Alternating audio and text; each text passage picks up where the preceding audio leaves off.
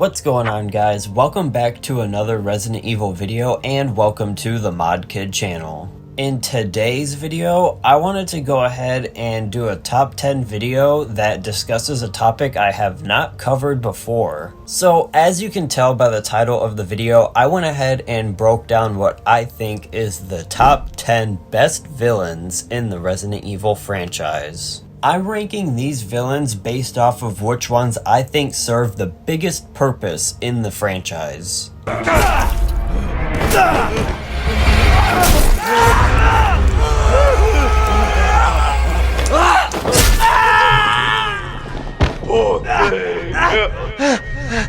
Starting off this list, at the number 10 spot is going to be none other than Jack Baker from Resident Evil 7 Biohazard. As crazy as it seems, there's actually so many great villains in the RE franchise that I was having a hard time even deciding whether or not I wanted to put Jack Baker in this top 10 list. He's a really reoccurring character, and he's also a huge threat in RE7, but outside of that game, he does not appear anywhere else in the RE franchise. But throughout RE7, he does have a lot of different transformations, which leads to us having a lot of different boss fights against him.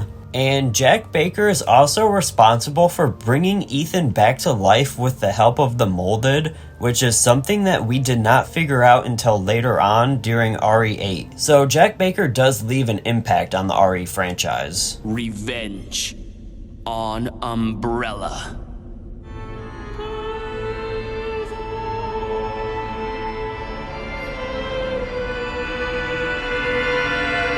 I think James Marcus coming in at number 9 is a really fitting spot for him, just for the fact that he doesn't appear anywhere outside of Resident Evil 0, but at the same time he also leaves a huge impact on the rest of the Resident Evil franchise. Dr. James Marcus was actually responsible for the first type of outbreak in the Resident Evil universe, which took place on that train around the Arklay Mountains. He was working with Albert Wesker and William Berken, but he kind of went off on his own and went rogue a little bit, which ends up causing the first strand of outbreaks and also leads into the destruction of Raccoon City.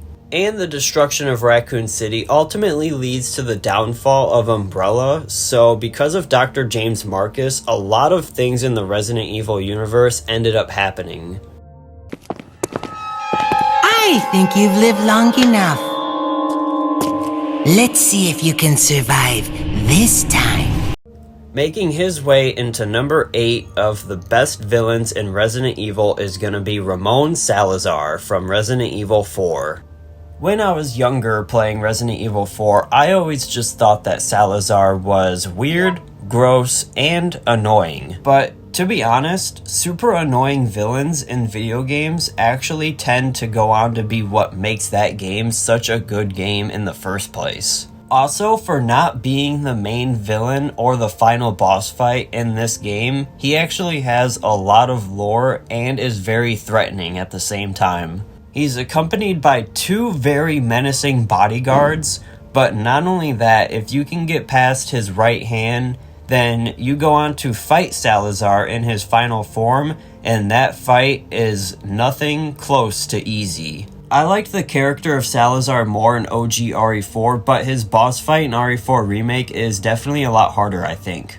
The right to be a god.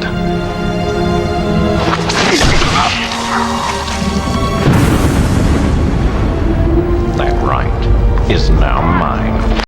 Alright, coming in at number 7 is going to be Oswell Spencer, which of course is Albert Wesker's father, but I just have to go ahead and say that I think Spencer is one of the most underrated characters of all time in Resident Evil. I think if we could have gotten a more expanded story of Spencer in an earlier timeline of Resident Evil, he could have went on to be one of the most highly anticipated and all-around best boss fights in all of Resident Evil history. It just sucks that by the time we get to RE5, he's already old and has no powers.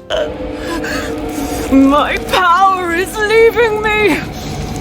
Rose!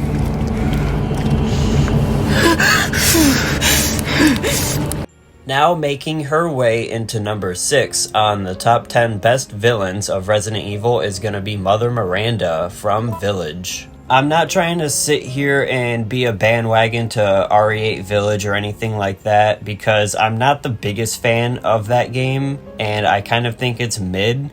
But I also think that in terms of storyline, Mother Miranda deserves this number 6 spot. The game does a very good job of hyping up Mother Miranda as a threatening kind of villain, and well, when you finally get to her boss fight as Ethan, she ends up getting the best of him.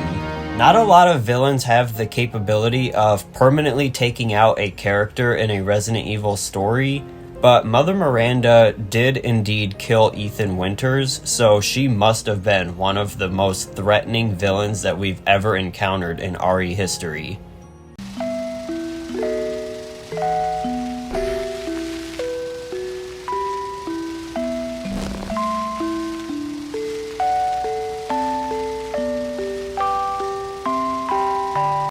Now in the top 5 villains of Resident Evil history, in the number 5 spot is going to be Alexia Ashford from CVX.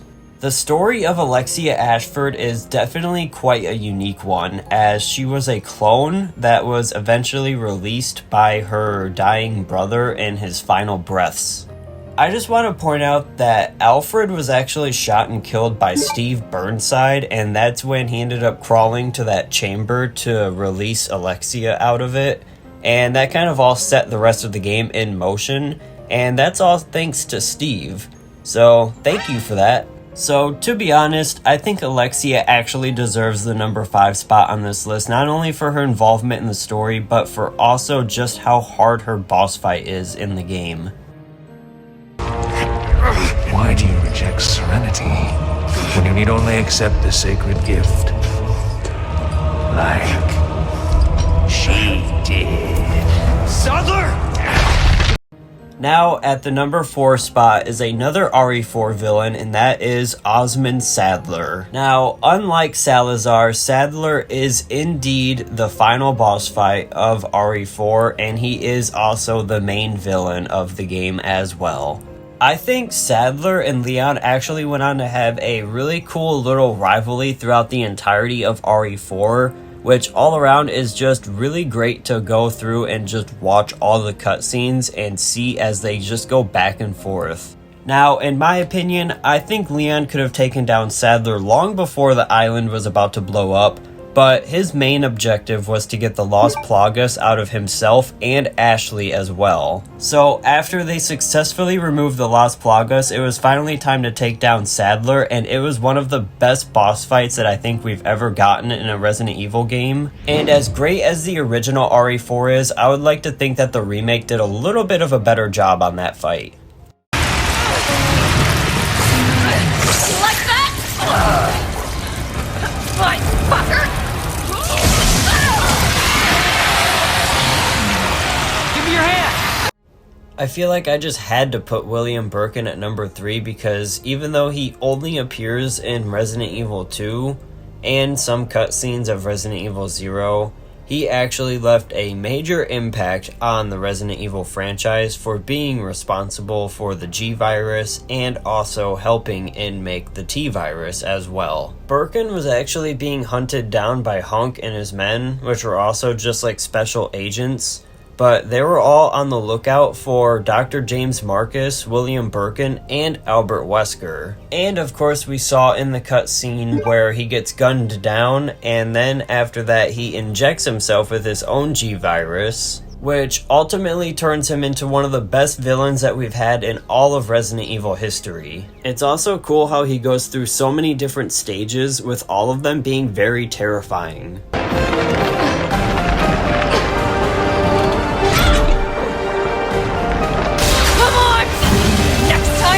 Take the fucking hits!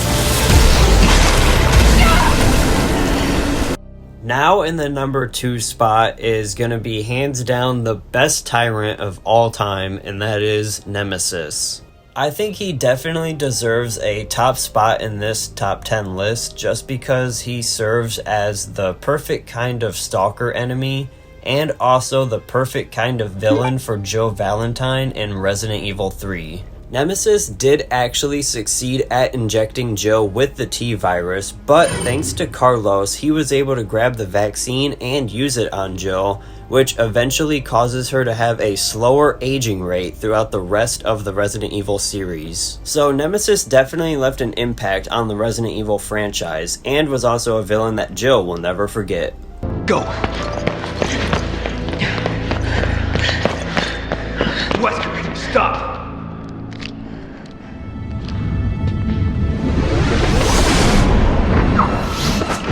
At number 1, and hands down, what I think is the best villain in the Resident Evil franchise is Albert Wesker. So Albert Wesker makes this number 1 list for not only being such a reoccurring character in Resident Evil, but for also having one of the best rivalries in all of video game history against Chris Redfield. Albert Wesker was the captain of STARS, but then of course he definitely turned on his fellow STARS members and tried to get them killed thanks to introducing the first ever tyrant. It seems Albert Wesker's plans would always backfire on him whenever he was put up against Chris Redfield, but he would always manage to come back in the next game, and he seemed to be much stronger every time we saw him. Unfortunately, it's been a while since we've been able to see anything new from Albert Wesker, but with all of the stories that we got to see between him and Chris throughout RE1, CVX, and RE5, I think it's safe to say that Wesker is one of the best villains in Resident Evil and video game history. So that's going to go ahead and wrap up this top 10 list. I hope you guys agreed with my number 1 entry, as Wesker seems to be a no-brainer, and I hope you guys agreed with the rest of my list, of course. So with that being said, make sure you guys hit subscribe and hit the bell so you don't miss another single daily upload. I will see you all in the next video tomorrow. Peace.